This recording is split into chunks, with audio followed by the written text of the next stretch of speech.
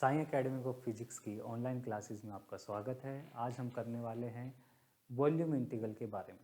Last time हमने surface integral discuss किया था, उसके कुछ प्रॉब्लम्स डिस्कस किए थे और आज हम वॉल्यूम इंटीग्रल के भी कुछ प्रॉब्लम्स को डिस्कस करेंगे। तो सरफेस के जो प्रॉब्लम्स थे वो ट्राई किए आपने सॉल्व करने के? चलो मैं वीडियो चलो चलो आज अपलोड करते हैं। तो वॉल्यूम इंटीग्रल की बात करें तो अगेन वॉल्यूम इंटीग्रल हो सकता है, वो आपके कार्टेशियन कोऑर्डिनेट का भी हो सकता है, स्फेरिकल का भी हो सकता है और सिलेंड्रिकल का भी हो सकता है। जब मैंने लाइन इंटीग्रल की बात की थी तो उस वक्त मैंने तीनों कोऑर्डिनेट सिस्टम में इनफाइनेटेसिमल डिस्प्लेसमेंट वेक्टर करवाया था, याद होगा आप लोगों को। सिमिलरली सरफेस इंटीग्रल में मैंने बताया था कि किस तरह से आप कोई सरफेस निकालेंगे और उसके लिए सरफेस का जो एरिया वेक्टर चाहिएगा हमें, वो कैसे निकाला जाता है। सिमिलरली वॉल्यूम इंटीग्रल भी मैंने आप लोगों को कुछ उसके कंपोनेंट बताए थे कि किस तरह से एक स्मॉल वॉल्यूम है, एलिमेंटल वॉल्यूम है, कैसे कट आउट करेंगे। dx dy dz वहाँ पे तीनों को मल्टीप्लाई कर देंगे। और वैसे ही सिलेंड्रिकल में भी r square sine theta d r D theta D phi, वो तीनों कंपोनेंट जो आपके लेंथ एलिमेंट में होते हैं तीनों को मल्टीप्लाई कर देते हैं। अगर आपके पास कोई भी वॉल्यूम इंटीग्रल है with respect to any variable, कोई भी फंक्शन आपको गिवन है, से फंक्शन कार्टेशियन कोऑर्डिनेट में गिवन है x y Z,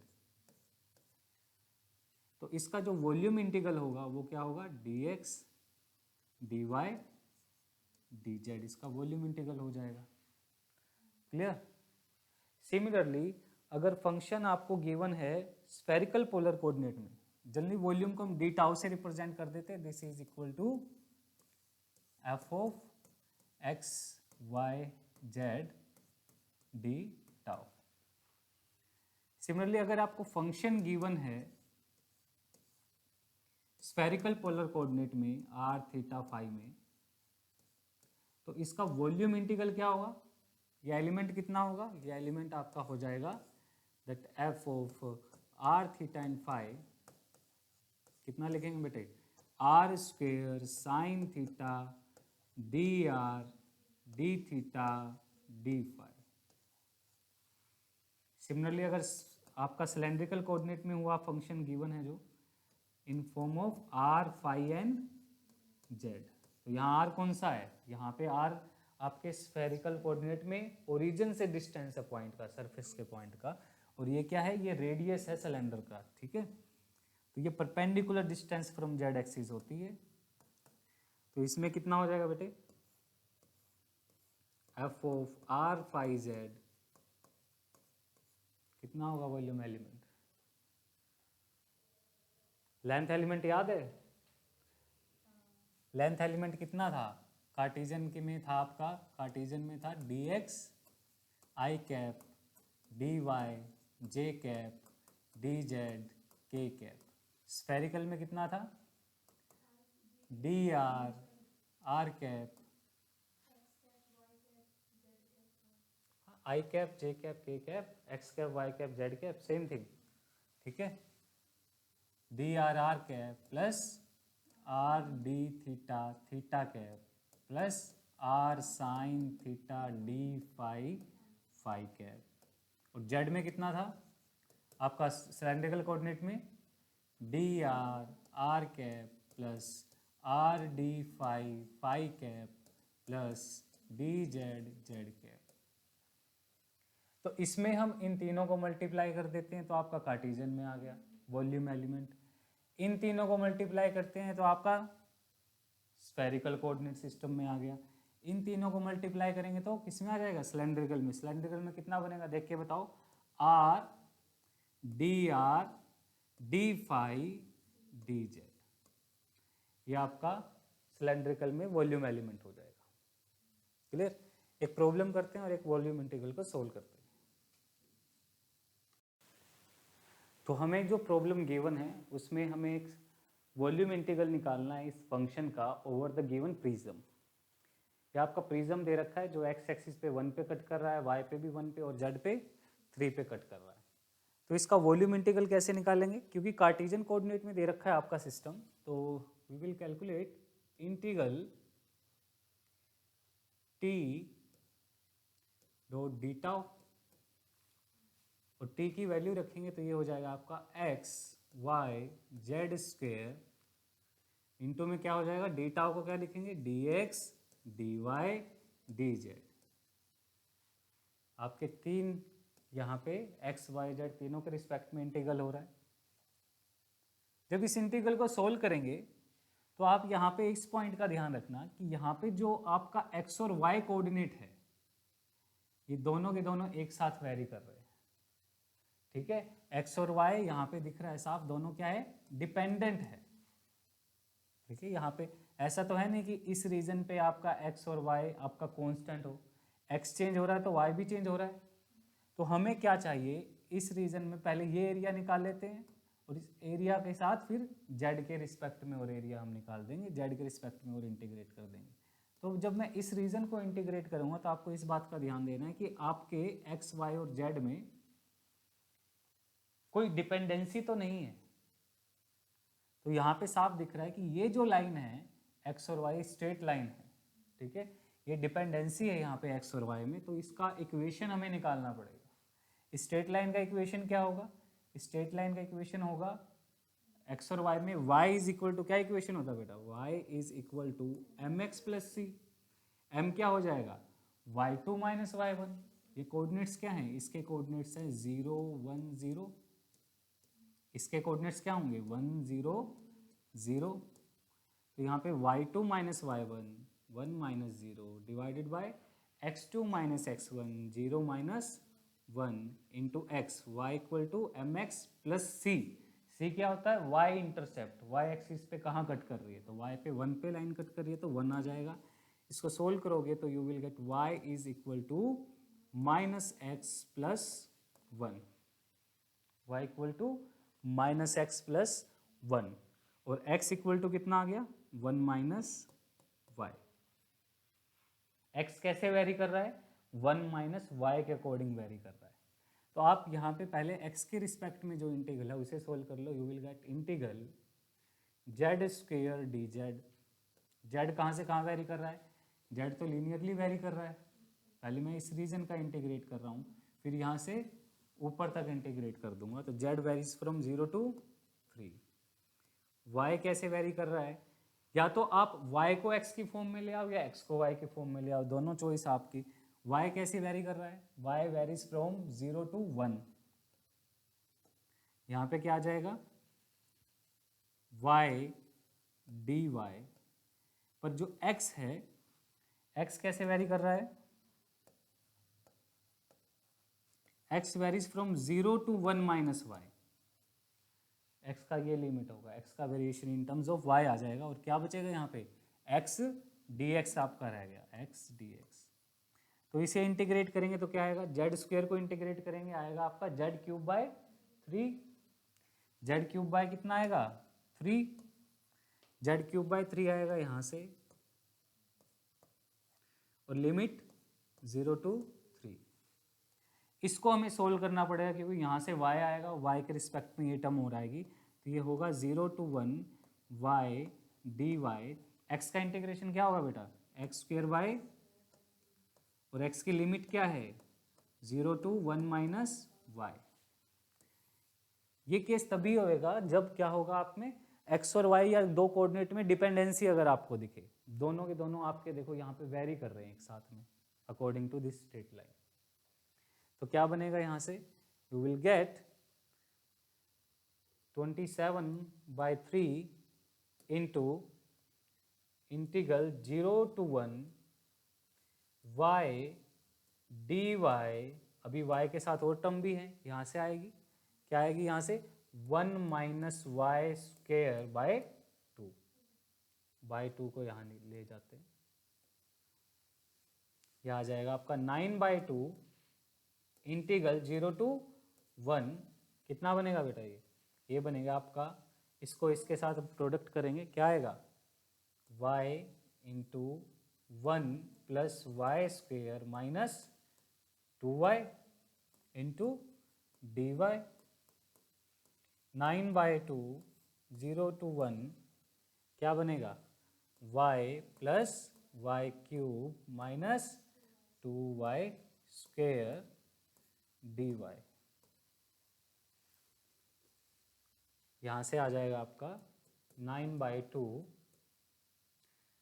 y²/2 y4/4 minus 2y³ limit 0 to 1। Limit put करेंगे तो 1 1 आ जाएगा सब जगह, आपका बनेगा 9/2 इंटू 1/2 प्लस 1/4 माइनस 2/3। इसे सोल्व कर लो, देखिए कितना आता है।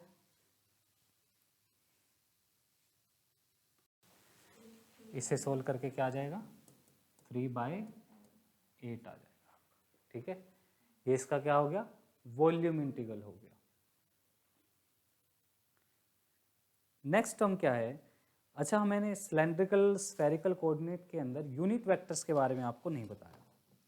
मान लीजिए आपके पास कोई इंटीग्रल आ गया, यूनिट वेक्टर ट्रांसफॉर्मेशन,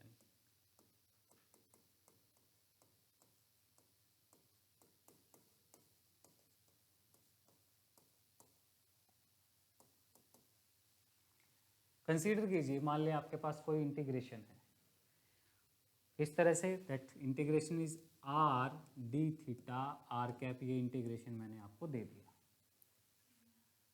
तो आप इस इंटीग्रेशन को जब सोल्व करेंगे तो आप इसको डायरेक्ट सोल्व नहीं कर सकते, आप इसको ऐसे बिल्कुल नहीं लिख सकते r cap r d theta.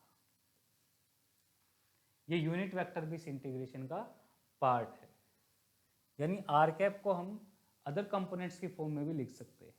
किस तरह से, अगर आपको कार्टेशियन कोऑर्डिनेट और सिलेंड्रिकल कोऑर्डिनेट्स के यूनिट इंटीग्रेशन के बीच में, यूनिट वेक्टर्स के बीच में रिलेशनशिप चाहिए, तो रिलेशन बिटवीन, या फिर आपका कार्टेशियन टू सिलेंड्रिकल, या फिर स्फेरिकल एंड कार्टेशियन। आपके स्फेरिकल कोऑर्डिनेट के यूनिट वेक्टर कैसे हैं, r cap, theta cap and phi cap. Clear, इसको मैट्रिक्स फॉर्म में याद कर लो। अब यहाँ पे क्या क्या एलिमेंट आ जाएंगे, यहाँ पे आपका आ जाएगा क्या क्या कोऑर्डिनेट थे, ट्रांसफॉर्मेशन कैसे करते हैं, x is equal to r sine theta cos phi, सिर्फ एंगल्स को पकड़ लो, r sine theta cos phi, तो यहाँ आ जाएगा sine theta cos phi. y के साथ क्या था, r sine theta sine phi, तो यहाँ क्या आ जाएगा, sine theta sine phi. Clear, और z के साथ क्या था, r कोस थीटा, तो यहाँ पे आ जाएगा आपका cos theta. Clear, next element में क्या करेंगे, आप सिर्फ थीटा के रिस्पेक्ट में डिफरेंशिएट कीजिए नीचे वाली टर्म को, तो इसका थीटा के रिस्पेक्ट में डेरिवेटिव करेंगे तो क्या आएगा, कोस थीटा, ये हो जाएगा कोस थीटा कोस फाई। यहां से क्या आ जाएगा, कोस थीटा साइन फाई, और कोस थीटा का माइनस साइन थीटा। आपका लास्ट कॉलम रह गया, लास्ट रो रह गई, इसमें क्या करेंगे, जो सिर्फ कोस की टर्म है उसको डिफरेंशिएट कर दो।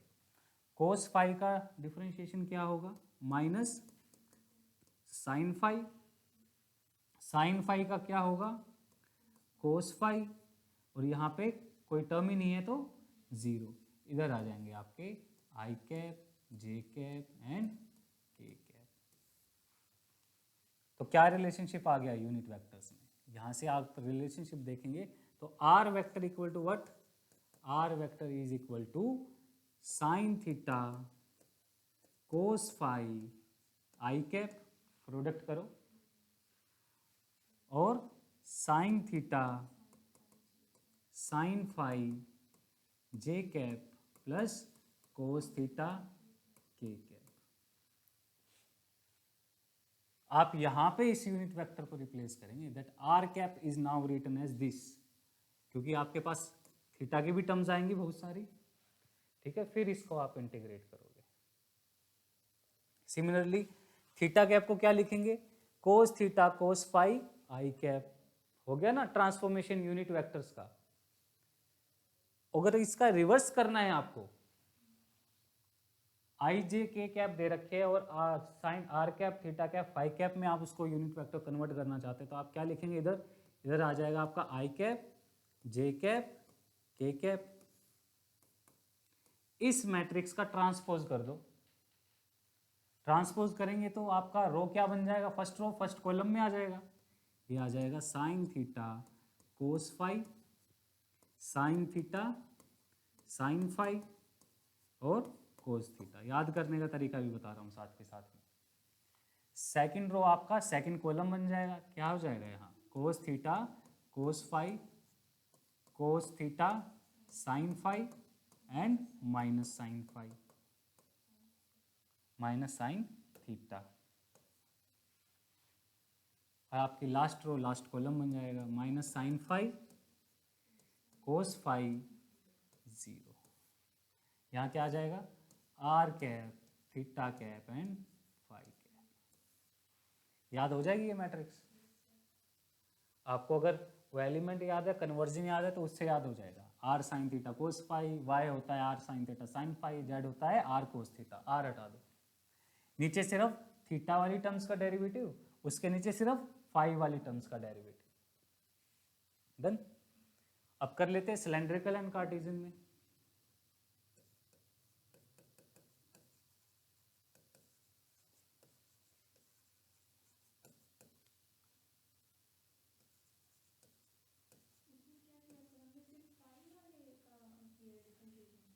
किसमें, हाँ यहाँ पे तो पूरी की पूरी टर्म्स का थीटा के रिस्पेक्ट में, पूरा थीटा के रिस्पेक्ट में होगा। इसमें क्या करना है, सिर्फ फाई फाई के रिस्पेक्ट में डेरिवेटिव करना है। यहाँ से सिर्फ फाई, थीटा की कोई टर्म नहीं आएगी यहाँ पर, ठीक है, without theta but only phi. ठीक है बेटे।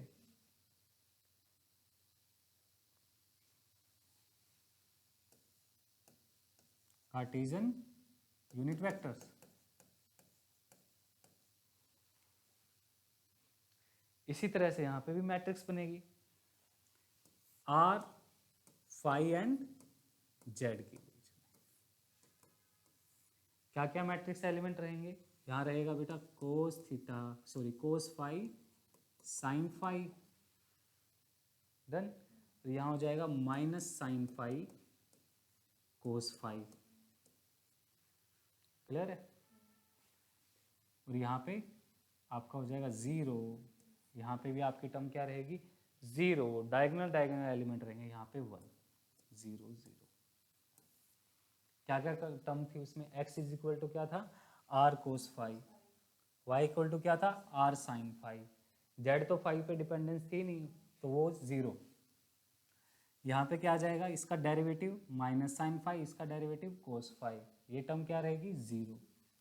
और यहाँ पे आपका जेड में तो कोई आपके एंगुलर कंपोनेंट थे ही नहीं, सिर्फ यहाँ पे एक आएगा वन, ठीक। यहाँ पे क्या बन जाएगा, आई कैप जे कैप एंड के कैप। अब इधर लेके आऊँगा तो क्या हो जाएगा इसका ट्रांसपोज, तो इसका उल्टा कन्वर्जन भी आप जानते हो कि आपको अगर आर फाई जेड में दे रखे हों तो आई जे के में कैसे निकालोगे, ये आपके यूनिट वेक्टर्स के बारे में था।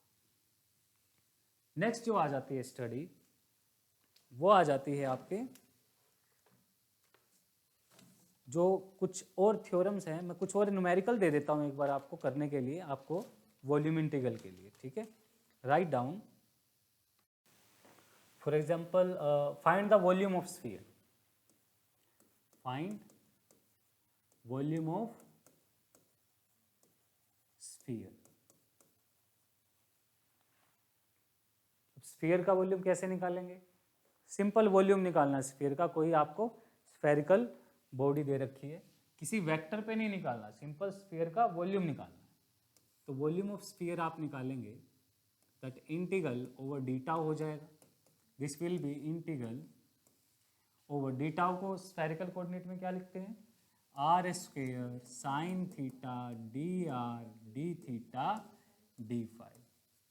आर मान लेते हैं, स्फीयर का रेडियस मिनिमम 0 टू आर तक जा रहा है, थीटा आपका 0 टू पाई तक वेरी करता है, फाई 0 टू 2 पाई।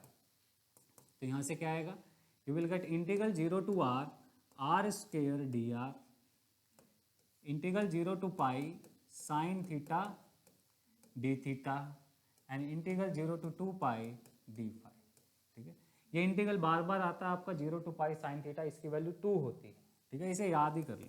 यहाँ से क्या बनेगा r³/3, लिमिट भी पुट कर दी मैंने। इसका क्या होता है 2, इसका क्या होता है डी फाई का इंटीग्रेशन होगा 5, 5 में लिमिट पुट करेंगे तो क्या आएगा 2 पाई, कितना आया बेटा 4/3 पाई r³। ये आपका वॉल्यूम ऑफ स्फीयर आ गया। Volume of sphere in first quadrant कितना होगा? Volume of sphere in first octant, in first octant, in first octant. अगर फर्स्ट ऑक्टेंट की हम बात करें तो केवल इतना ही पोर्शन आएगा यहां पे स्फीयर का।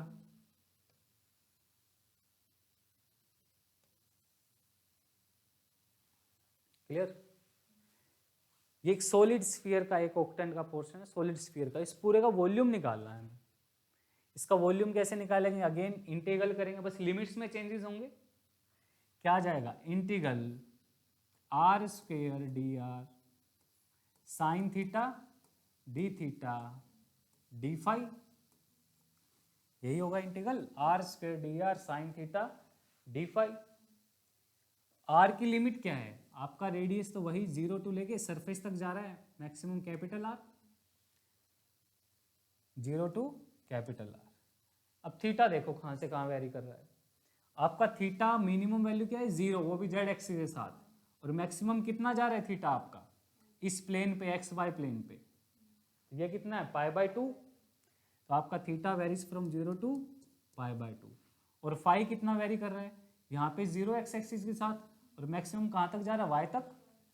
तो कितना हो गया फाई भी 0 to π/2, ये भी आपका π/2 हो जाएगा। तो वैसे तो वॉल्यूम अगर निकाले तो कितना आना चाहिए? हमें पता है कि इसका 1/8 कर देंगे तो एक ऑक्टेंट का निकल जाएगा। 1/8 करेंगे तो कितना आएगा 1/6 पाई r³, वॉल्यूम ऑफ ऑक्टेंट।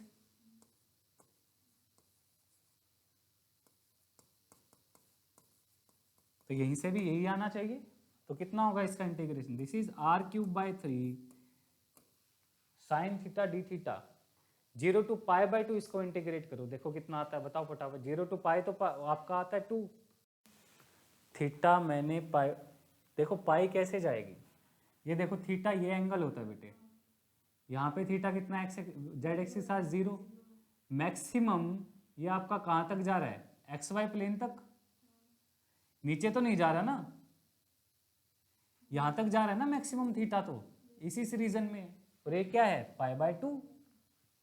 पाई तो तब होता ना जब ये हमें नीचे वाला पोर्शन भी गिवन होता। ठीक है ना, नेगेटिव x में भी जब नेगेटिव z तक जा रहे होते तब आपका पाई तक आता 0 to पाई। तो अभी हमें सिर्फ इस ऑक्टेंट में ये 0 से लेके मैक्सिमम थीटा जो है वो पाई तक है। ठीक है, π/2 तक। ठीक है, तो साइन थीटा डी थीटा निकालो, π/2 तक कितना होगा। साइन थीटा का इंटीग्रेशन माइनस कोस थीटा, ये आ जाएगा आपका minus cos theta, limit 0 to π/2। D phi का इंटीग्रेशन हो जाएगा आपका, डी फाई का फाई की लिमिट रखेंगे π/2। ये आपका आ जाएगा r³/3 कोस π/2 तो सर्वाइव करेगा नहीं, 0 हो जाएगा। माइनस कोस 0(1), एक माइनस पहले से माइनस माइनस प्लस हो गया, आपके पास क्या बचा 1 into π/2, this is 1/6 pi r³। आगे बेटे सेम। ठीक है, तो यहाँ लिमिट्स का थोड़ा हमें ध्यान रखना है। पर ये ठीक है कि अगर हमें थोड़ा और भी इसका भी छोटा सा पोर्शन मिलता हमें, हम उसका भी निकाल सकते थे अगर हमें ये टेक्निक आती है तो। क्लियर? मान ली सिलेंडर है आपका फर्स्ट क्वाड्रेंट में, उसका वॉल्यूम हमें निकालना है सिलेंडर का। ठीक है, तो सिलेंडर के केस में क्या होगा, अगेन हमें सिलेंडर गिवन है फर्स्ट क्वाड्रेंट के अंदर। ठीक है,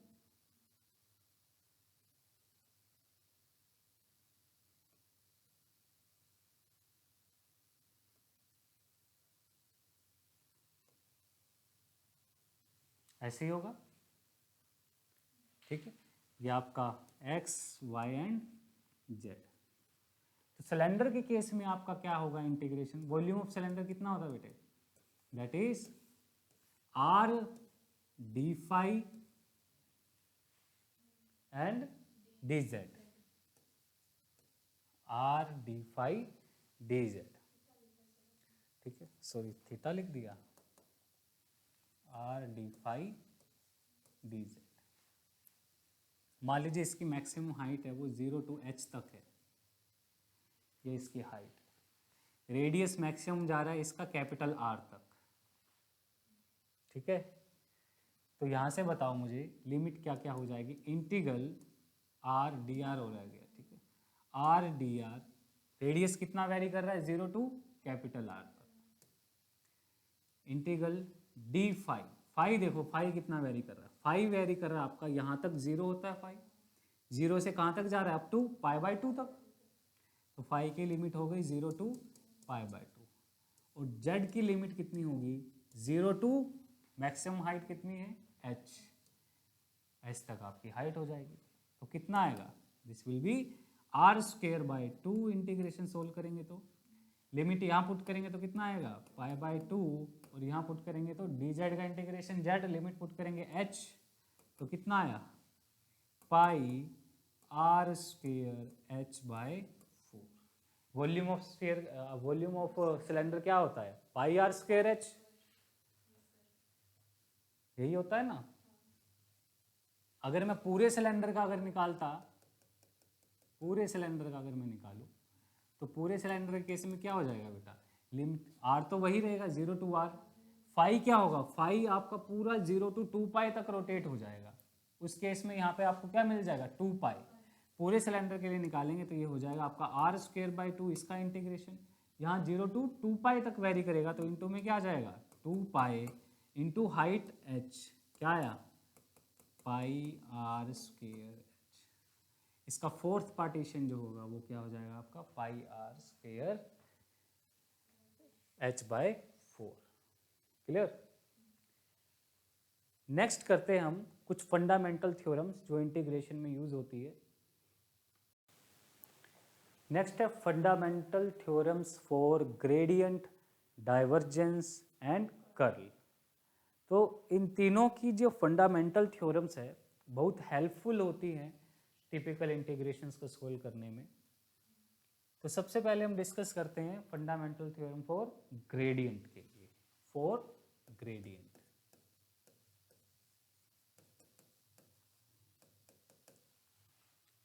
इस थ्योरम के according the integral from a point a to b gradient of a scalar, gradient किसका निकलता है, स्केलर क्वांटिटी का ही निकलता है, over some path is equals to, कि ये ग्रेडियंट अगर होता है, अगर आप ग्रेडियंट का लाइन इंटीग्रल करेंगे, किसी स्केलर क्वांटिटी का ग्रेडियंट है और उसका लाइन इंटीग्रल करेंगे तो वो आपका इनिशियल और फाइनल पोजीशंस पे डिपेंड करेगा। This will be v b minus v a, v b minus v a. Direct आपको क्या करना है, गिवन पोटेंशियल में फाइनल और इनिशियल जो आपके पॉइंट्स हैं उनकी वैल्यू रख देनी है, ठीक है। आपका इंटीग्रल सिंपल हो जाता है इससे। और डायरेक्टली हम बोल सकते हैं the line integral of gradient is path independent, केवल इनिशियल और फाइनल पोजीशन पे डिपेंड करता है। तो line integral of gradient is path independent।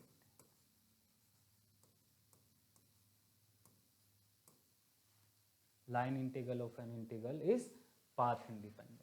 तो ये वो पूरी क्वांटिटी है, कंप्लीट क्वांटिटी है, तो इसको हम क्या बोलें, कंजर्वेटिव। मैंने बताया भी था कि अगर आपका लाइन इंटीग्रल ऑफ समथिंग क्या है, पाथ पे इंडिपेंडेंट होता है, इनिशियल फाइनल पोजीशन में डिपेंड करता है, तो उस वेक्टर क्वांटिटी को हम क्या बोलेंगे, कंजर्वेटिव। तो यहाँ पे ग्रेडियंट ऑफ v है, एक कंजर्वेटिव वेक्टर को रिप्रेजेंट करता है, ठीक है।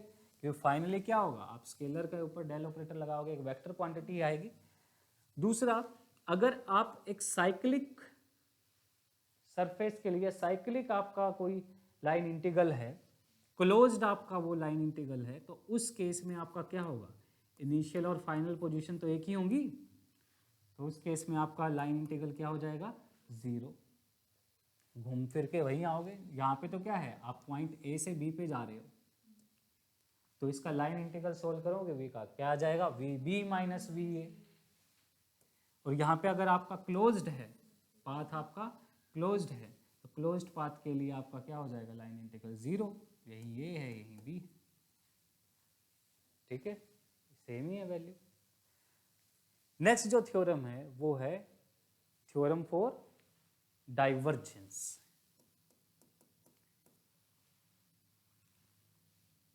डाइवर्जेंस, ठीक है, fundamental theorem for divergence, fundamental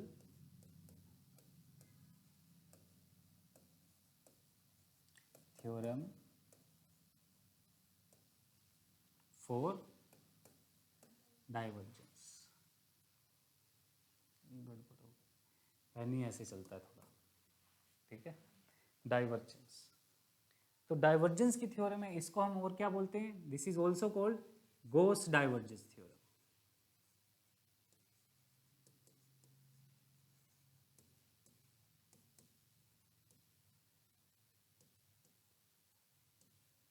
ठीक है, फंडामेंटल थ्योरम ऑफ डाइवर्जेंस, इसको क्या बोलते हैं, और गॉस डाइवर्जेंस थ्योरम। अब डाइवर्जेंस थ्योरम है तो इसमें डाइवर्जेंस अपीयर होगा, that integral over divergence of a vector v, divergence किसका निकलता है, वेक्टर क्वांटिटी का। कैसा इंटीग्रल, इससे वॉल्यूम इंटीग्रल, कैसा इंटीग्रल है, volume integral over some volume v d tau. This can be written as, इसको आप कैसे रिप्रेजेंट कर सकते हो, you can directly write that integral over a closed surface, integral over a closed surface v dot D, v dot D. असल में क्या है कि आप इसको इस तरह से समझ सकते हो कि अगर आपके पास, याद करने का भी तरीका क्या है कि आपका एक रिलेशनशिप है, this is also a relationship between volume integral and surface integral. क्या रिप्रेजेंट कर रहा है, relationship between volume and surface integral, relationship between volume and surface integral. अगर आपको कोई क्वांटिटी वॉल्यूम इंटीग्रल में दी है तो आप उसको सरफेस इंटीग्रल में भी कन्वर्ट कर सकते हो, या सरफेस है उसको डाइवर्जेंस थ्योरम से वॉल्यूम इंटीग्रल में भी राइट कर सकते हो। एक तरह से आपने क्या रिप्रेजेंट करा है कि एक क्लोज्ड सरफेस है, a closed surface make some volume. किसी सरफेस को आप चारों तरफ से क्लोज कर दोगे तो वो कुछ ना कुछ वॉल्यूम ऑक्यूपाई करेगा, तो इसने क्लोज्ड सरफेस का इंटीग्रल है उसको इनसाइड वॉल्यूम से रिप्रेजेंट कर सकते हो। क्लियर है, मान लीजिए एक तरह से आप बोल सकते हैं कि कोई पाइप है, क्लोज्ड पाइप है, उस पाइप का आउटर सरफेस एरिया है, उसको मैंने किससे रिप्रेजेंट कर दिया, how much water inside that pipe, the water coming out of that pipe, ठीक है, the total amount of water coming out of the pipe is equal to water crossing this surface area, ठीक है, this close surface area, ठीक है। तो ये आपका क्या हो गया, गॉस डाइवर्जेंस थ्योरम हो जाएगी। गॉस डाइवर्जेंस थ्योरम पे आपका कोई ना कोई न्यूमेरिकल दे देता हूं मैं, इसे ट्राई करना। Check Gauss divergence theorem,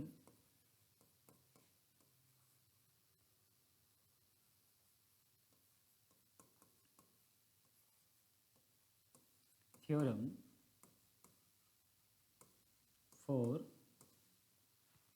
check Gauss divergence theorem for a vector v such that v equals to r into 2 plus sine square phi, r into 2 plus sine square phi into r cap, plus are sine phi cos phi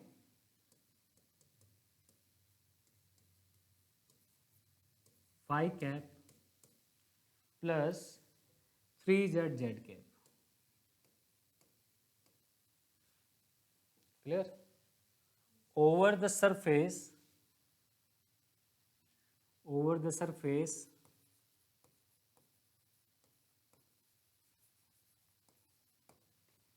ये आपका surface दे दिया।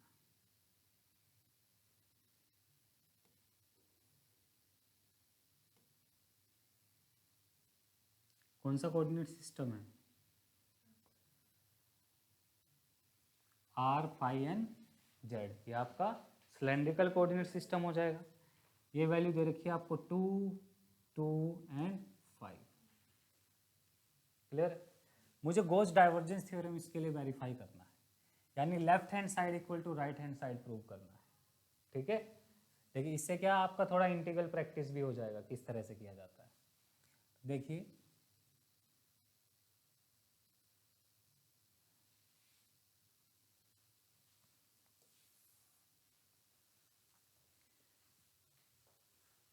तो del dot v, divergence of v तो हमें निकालना पड़ेगा। तो डेल डॉट वी कितना हो जाएगा? देखिए कौन सा कोऑर्डिनेट सिस्टम आपका? सिलेंड्रिकल कोऑर्डिनेट सिस्टम है। सिलेंड्रिकल कोऑर्डिनेट सिस्टम में मैंने आपको बताया था डाइवर्जेंस कैसे होगा। कैसे होता है डाइवर्जेंस सिलेंड्रिकल में? कल करवाया था, चेक करो क्या था। देखो दोबारा बता देता हूँ। सिलेंड्रिकल कोऑर्डिनेट सिस्टम में आपका डाइवर्जेंस जो था वो था 1/r curly by curly r of r a r rth component plus 1/r curly by curly phi a phi plus curly a z by curly z। यहाँ से देखो 1/r curl by curl r into a r, rth component कौन सा है? ये है आपका r into 2 plus sine square phi. तो यहाँ आ जाएगा r into r 2 plus sine square phi, rth component है, plus 1/r curly by curly phi. A phi की वैल्यू कितनी हो जाएगी? A phi will be r sine phi cos phi, r sine phi cos phi plus curly by curly z, z component क्या है? 3z। यहां से बेटा क्या आएगा? ये हो जाएगा आपका आर स्क्वेयर, ये तो पूरा वैल्यू कांस्टेंट है तो 1/r, आर स्क्वेयर का डेरिवेटिव क्या रहेगा? 2r। दिस इज 2r, साथ में क्या है? 2 प्लस साइन स्क्वेयर फाई आपका कांस्टेंट ट्रीट होगा यहाँ पे।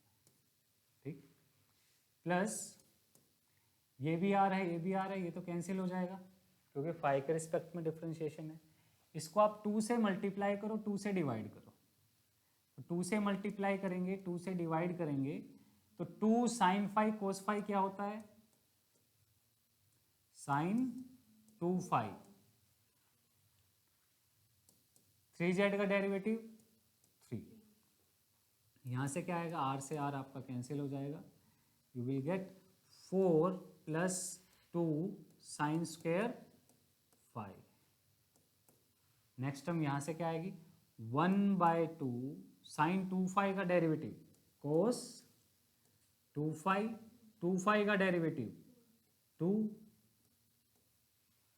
क्लियर? प्लस 3, 2 से 2 कैंसिल हो जाएगा। You will get 4 plus 2 sine square phi plus cos 2 phi बचा। कोस 2 फाई का क्या फॉर्मूला होता है? Cos square phi minus sine square phi. भूल गए? स्टार्टिंग में फर्स्ट डे यही करवाए थे। प्लस 3, ये बचेगा बेटे 4 plus sine 2 sine square phi minus sine square phi, sine square phi plus cos square phi plus 3। कितना आ गया? 4 प्लस ये क्या होगा? 1 प्लस 3 कितना हुआ? 8। तो इस क्वांटिटी का डाइवर्जेंस कितना आ गया? 8। अब इसका वॉल्यूम इंटीग्रल भी निकालते हैं। अभी तो सिंपल डाइवर्जेंस कैलकुलेट किया है, तो इंटीग्रल डेल डॉट वी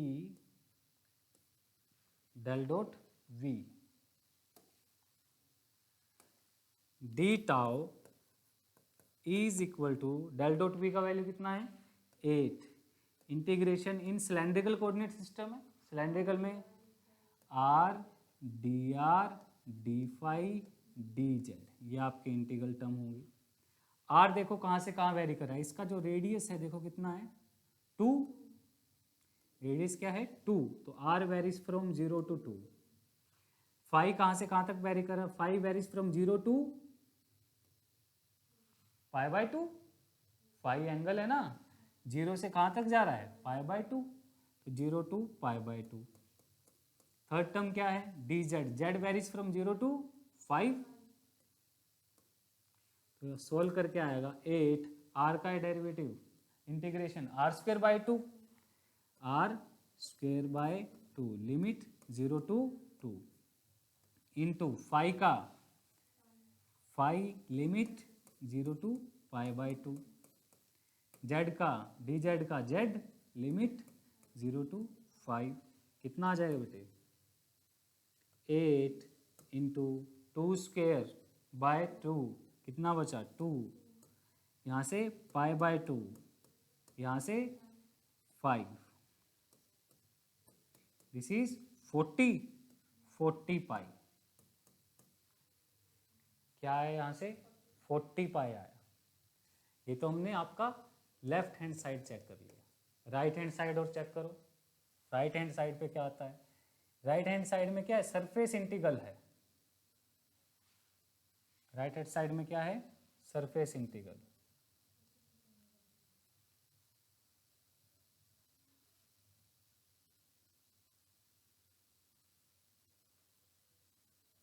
इससे कम नहीं होगा, तो सरफेस इंटीग्रल को सॉल्व करते हैं। Integration closed surface we dot d ए,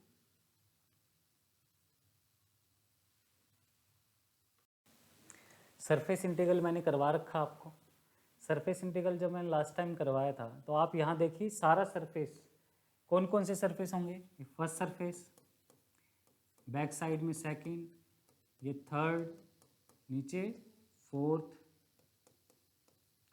जो ये कर्व्ड पोर्शन है कर्व्ड सरफेस, ये कौन सा हो जाएगा आपका फिफ्थ। हमें इन 5 सरफेसेस का क्या निकालना पड़ेगा, सरफेस इंटीग्रल निकालना पड़ेगा, फिर सबको क्या कर देंगे ऐड कर देंगे। जब हम फर्स्ट सरफेस का निकालेंगे, कौन सा है फर्स्ट सरफेस, ये वाला सरफेस, तो इस सरफेस पे देखिए, सरफेस में हम क्या चेक करते हैं, क्या कोई क्वांटिटी है आपकी कांस्टेंट, कौन कौन सी क्वांटिटीज है, तो यहाँ पे कांस्टेंट कौन कौन है, आपकी हाइट वेरी हो रही है, आपका रेडियस भी वेरी हो रहा है इस सरफेस पे, जो फाई है, फाई इस सरफेस पे हर जगह क्या है 0, तो इस सरफेस की डायरेक्शन क्या होगी फाई कैप, सरफेस की डायरेक्शन क्या होगी फाई कैप होगी। तो फर्स्ट रीजन की हम बात करें तो एरिया कितना हो जाएगा बेटा, फाई कैप की डायरेक्शन में एरिया कितना होता है, कैसे याद करोगे, किसमें लेंथ एलिमेंट में, लेंथ एलिमेंट निकाल लेते हैं सिलेंड्रिकल का, इधर ले आते हैं एक बार इसे। सिलेंड्रिकल के केस में लेंथ एलिमेंट क्या होता है, d l is equal to d are cap plus में r D phi phi cap plus में डी जेड कैप। तो कितना होगा यहाँ पे डी ए फाई की डायरेक्शन में, दिस विल बी, इसको हाइड कर लो, क्या बचा d r d z direction phi cap. तो हमारा जो एरिया है वो है d r d z phi cap. तो एरिया इंटीग्रल क्या होगा, area we dot d a phi, clear. अब फाई कैप है तो इसके साथ डॉट प्रोडक्ट करेंगे तो कौन सी टर्म सरवाइव करेगी, फाई कैप वाली। फाई कैप की टर्म क्या है, r sine phi cos phi, तो हमारे पास बचेगा r sine phi cos phi और यहाँ से क्या बचेगा बेटे, d r d z, d r d z. Clear. अब जब आर की वैल्यू देखेंगे, आर कहाँ से कहाँ वेरी कर रहा है, देखो फाई कांस्टेंट है, फाई की वैल्यू कितनी है, phi on this surface will be 0, पूरे सरफेस पे फाई 0 ही एंगल बनाएगा, है क्या नहीं। जब फाई की वैल्यू 0 है, फाई कांस्टेंट है, तो साइन 0 कितना हो जाएगा, 0, ये इंटीग्रेशन भी क्या हो जाएगा, 0। सेकंड रीजन चेक करते हैं, सेकंड रीजन में क्या होगा, सेकंड रीजन आपका बैक साइड वाला ये रीजन है। सेकंड रीजन में क्या कांस्टेंट है आपका, थीटा, आपका सॉरी जेड भी वेरी कर रहा है, ये रेडियस भी ऐसे जाएगा तो वेरी करेगा। फाई कांस्टेंट है पर कितना, π/2, यहाँ पे फाई कांस्टेंट है पूरे इस रीजन में, तो क्या हो जाएगा π/2।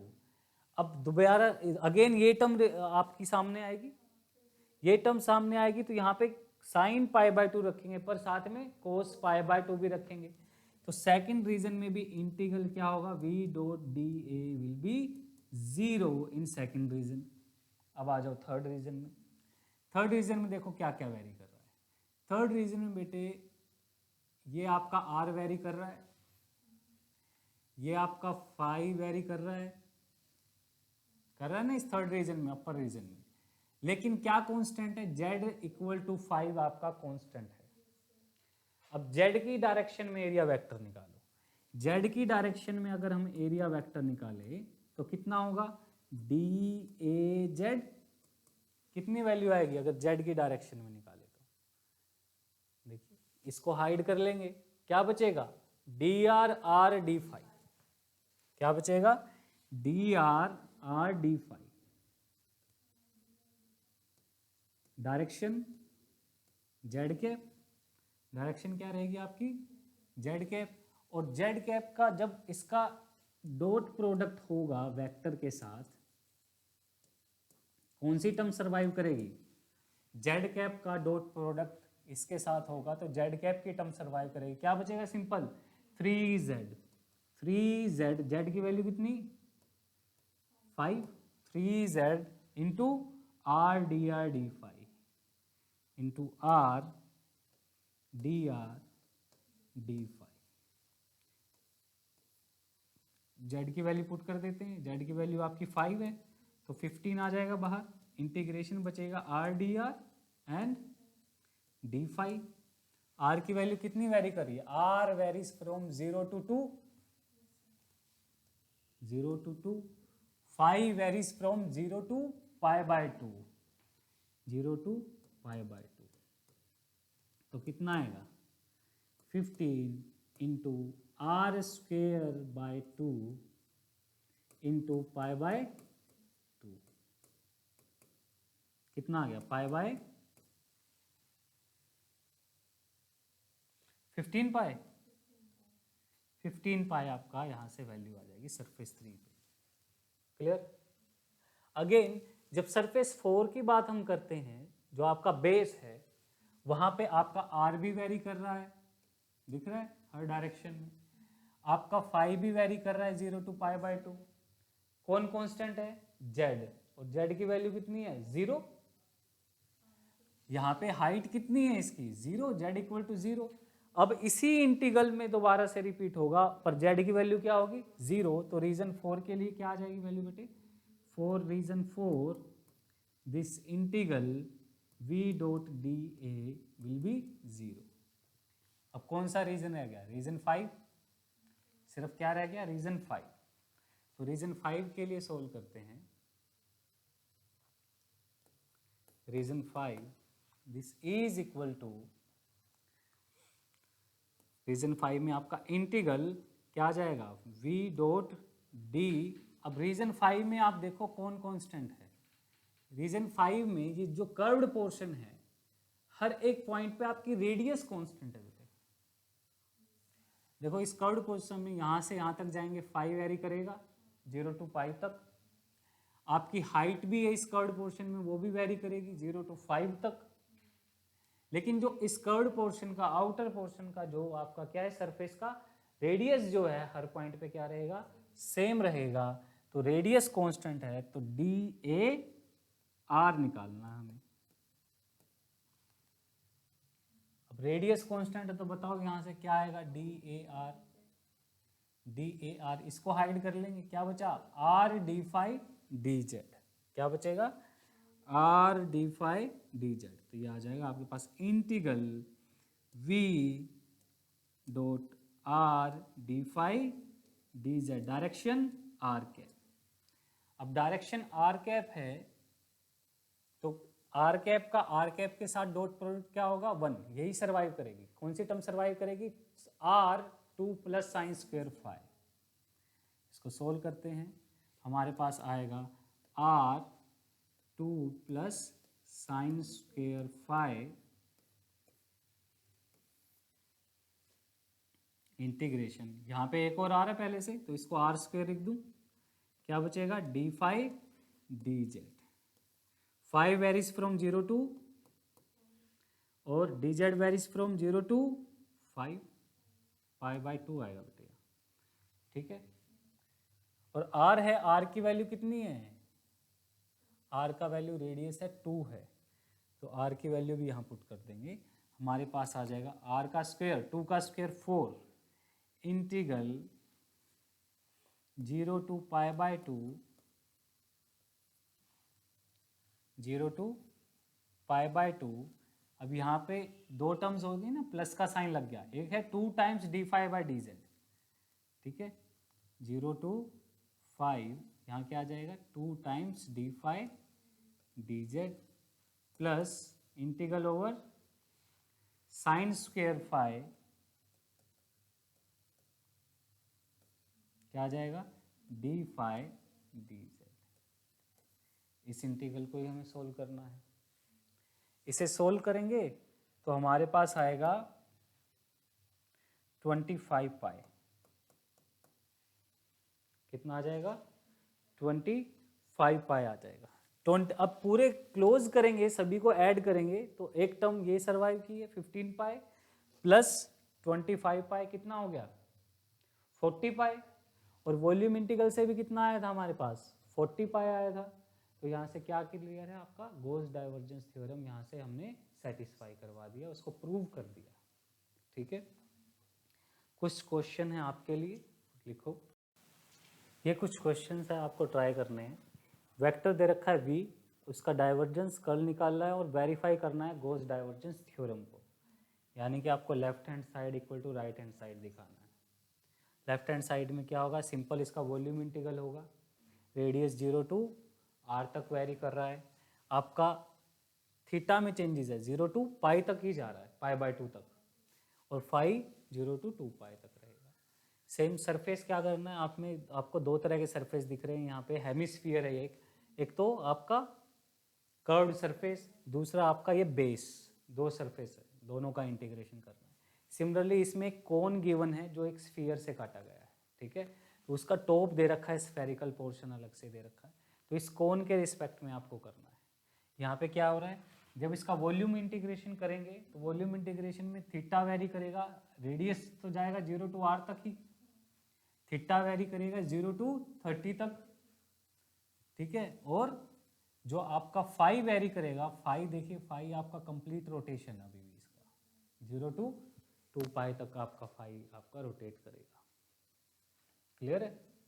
जब सरफेस इंटीग्रल करेंगे तो दो टाइप के सरफेस है, एक तो ये ऊपर इसके जो है वो कर्व्ड सरफेस, ठीक है, आइसक्रीम की तरह है ये, आइसक्रीम के ऊपर उठा हुआ।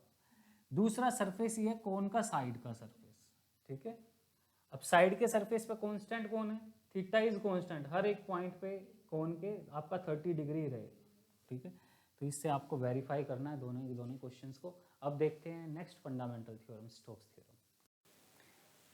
नेक्स्ट फंडामेंटल थ्योरम है फंडामेंटल थ्योरम फॉर कर्ल, जिसे हम स्टोक्स थ्योरम भी बोलते हैं, और ये किसके बीच में रिलेशन बताती है, लाइन एंड सरफेस इंटीग्रेशन में। जिस तरह से एक क्लोज्ड सरफेस जो होता है कुछ ना कुछ वॉल्यूम ऑक्यूपाई करता है, वैसे ही क्लोज जो लाइंस होती हैं वो एक सरफेस बनाती है। मान लीजिए यही है कि क्लोज जो लाइन है, इसकी बाउंड्री है, जो इसकी बॉर्डर लाइंस है, इनको क्लोज्ड लाइंस है, और इन्होंने क्या बनाने, एक सरफेस कंस्ट्रक्ट कर दिया, ठीक है। तो क्लोज लाइन क्या बनाएगी, एक सरफेस बनाएगी। वैसे ही closed line integral can be written as a surface integral, क्योंकि आपकी कौन सी थ्योरम है, फंडामेंटल थ्योरम फॉर कर्ल है, तो ऑब्वियसली इसमें क्या आएगा, कर्ल आएगा। क्लियर है? तो सेम वही प्रोसेस जो गॉस डाइवर्जेंस में किया था वैसे हम कर्ल का भी प्रॉब्लम सोल्व करना है। मान लीजिए आपको एक वेक्टर गिवन है v, और इसके लिए हमें क्या कंप्यूट करना है, लाइन इंटीग्रल भी कंप्यूट करना है और स्टोक्स थ्योरम को चेक भी करना है। तो एक बार इसका लाइन इंटीग्रल हम निकाल लेते हैं। तो इसका लाइन इंटीग्रल क्या होगा, that is a dot d L, a dot d L हमें निकालना है। क्लियर? a वेक्टर क्या है, a डॉट डी एल एक बार निकाल लेते हैं, इंटीग्रल फिर करेंगे इसका। a डॉट डी एल क्या होगा, a डॉट डी एल, और v डॉट डी एल होगा हमारे केस में, ठीक है, v dot d l, v dot d l vector. तो क्या आएगा product, v dot d l करेंगे तो v ये है, दैट is r cos square theta r cap minus r cos theta sine theta theta cap plus 3r phi cap r theta and phi, dot product करेंगे dl के साथ में। तो लेंथ एलिमेंट क्या होगा, आपका स्फेरिकल पोलर कोऑर्डिनेट सिस्टम है, तो लेंथ एलिमेंट क्या रहेगा, that is dr r cap plus r d theta theta cap plus r sine theta d phi phi cap. Dot product करेंगे तो क्या टर्म्स आएंगे हमारे पास, we will get r cap dot r cap, r cos square theta dr minus r square cos theta sine theta d theta plus 3r square sine theta d phi. ठीक है, यही vector होगा a dot d L. अभी हमें line integral निकालना, पर हर एक line segment के लिए। जब हम फर्स्ट सेगमेंट के लिए इसे सोल्व करेंगे, फर्स्ट सेगमेंट के लिए इसे सोल्व कर रहे हैं, फर्स्ट सेगमेंट के केस में हमारा जो क्या क्या पैरामीटर कांस्टेंट है पहले वो देख लो। क्या क्या कांस्टेंट है आपका, केवल क्या वेरी कर रहा है, फाई कांस्टेंट है, फाई कांस्टेंट है, और वैल्यू कितनी है इसकी, 0। आपका थीटा भी इस लाइन पे कांस्टेंट होगा, थीटा कितना होगा, π/2, एक्स वाई प्लेन में ना ये लाइन, तो थीटा भी क्या होगा आपका कांस्टेंट, दैट इज π/2। क्या वेरी कर रहा है, केवल r वेरी कर रहा है, केवल r आपका वेरी कर रहा है। तो r वेरी करेगा, बाकी टर्म्स आपकी क्या है, कांस्टेंट। अगर थीटा और फाई कांस्टेंट है तो डी थीटा भी क्या होगा, 0, चेंज इन फाई भी क्या होगा, 0। तो कौन सी टर्म सर्वाइव करेगी, फर्स्ट टर्म आपकी सर्वाइव करेगी, फर्स्ट टर्म आपकी सर्वाइव करेगी। तो फर्स्ट टर्म क्या होगी, integral v dot d l over line segment first will be over first, जो क्या होगा, this is equal to r cos square theta है ना, यहाँ पे थीटा की वैल्यू कितनी है, π/2 इंटू डी आर, कोस π/2 0, तो ये इंटीग्रल क्या होगा आपका 0।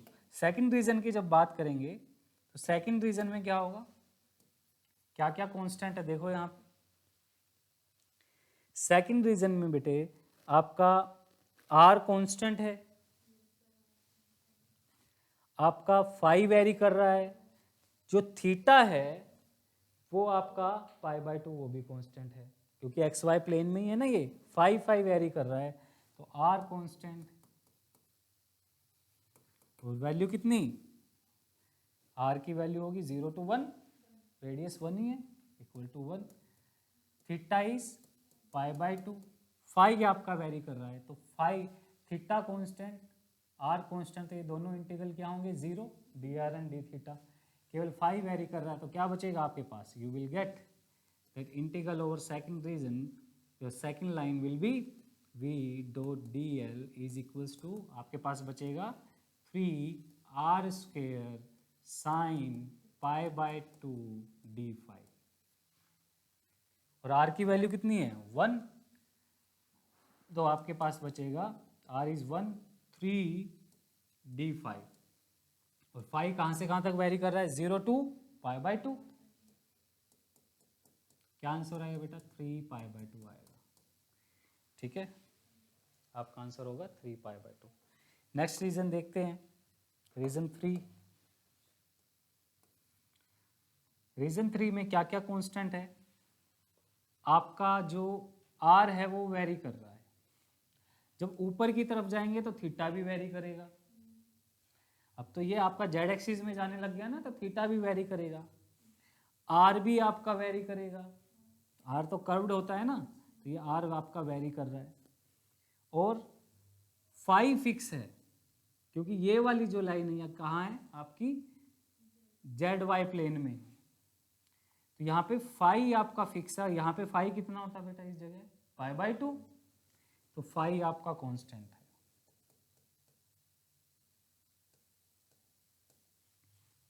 ठीक है, फाई आपका कांस्टेंट रहेगा।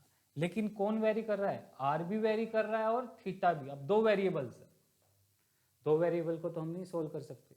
मैंने कहा रिलेशन होना चाहिए फिर उनके बीच में। जब भी आपको दो वेरिएबल दिखे तो कोई ना कोई रिलेशन होना चाहिए लाइन इंटीग्रल में।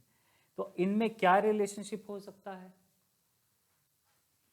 इसमें क्या रिलेशनशिप हो सकता है आपके किसमें, आर में और फाई में आपको रिलेशनशिप ढूंढना पड़ेगा। तो यहां से आपको साफ दिख रहा है y की वैल्यू कितनी गिवन है इस लाइन पे, y equal to line number 3 पे y इज इक्वल टू 1। हमें गिवन है y equals to 1 and y क्या होता है स्फेरिकल पोलर कोऑर्डिनेट में, r sin theta and cos, r sin theta sin phi and r sin theta sin phi बेटे। x होता है r sin theta cos phi, this is equal to 1। Phi का value कितना है π/2, π/2 है ना, sign π/2 is 1, क्या बचा r sin theta is equal to आपके पास क्या बचेगा 1 बचेगा, और r और थीटा में रिलेशनशिप आ गया, और sine theta is equal to 1/r, cos theta d theta is equal to -1/r² dr। तो dr और डी थीटा में भी रिलेशनशिप चाहिए, वो भी मिल जाएगा। तो आपको क्या करना है, नेक्स्ट इंटीग्रल जो है वो आपका हो जाएगा v डॉट dl। जब आप करेंगे तो आपके पास दो टर्म्स होंगी, r और फाई दोनों के दोनों आपके क्या कर रहे हैं वेरिएबल है थीटा एंड r। तो आपके पास ये दोनों टर्म्स होंगी, क्या होगी integral r cos square theta dr minus r square cos theta sine theta d theta. एक ही वेरिएबल में इसे लेके आना पड़ेगा आपको। जब एक ही वेरिएबल में लेके आएंगे तो या तो डी थीटा को रिप्लेस करके डी आर में ले आओ, या डी आर को रिप्लेस करके डी थीटा में ले आओ। ठीक है अगर आपको डी थीटा में चाहिए पूरा का पूरा आंसर तो डी थीटा की फॉर्म में, जो भी आपकी चॉइस है। ठीक है, या तो पूरा आर में कन्वर्ट करो या पूरा थीटा में कन्वर्ट करो। लिमिट्स भी उसके अकॉर्डिंग फिर चेंज होगी, लिमिट्स भी उसके अकॉर्डिंग चेंज होगी। Third region. Similarly fourth region का जब आप करेंगे, कुछ इसको सोल्व करना है खुद। ठीक है, खुद ट्राई करो।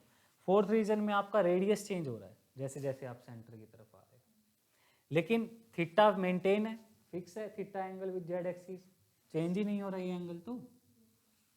ठीक, फाई इस प्लेन में क्या है, फाई इस प्लेन में आपका π/2 ही है। ये अभी भी जेड वाई प्लेन चल रहा है आपका, लाइन से क्लियर है ना, जेड वाई प्लेन चल रहा है। फाई अभी भी कितना है π/2 ही है, ओनली r इज वेरी, बाकी दोनों टर्म कांस्टेंट है।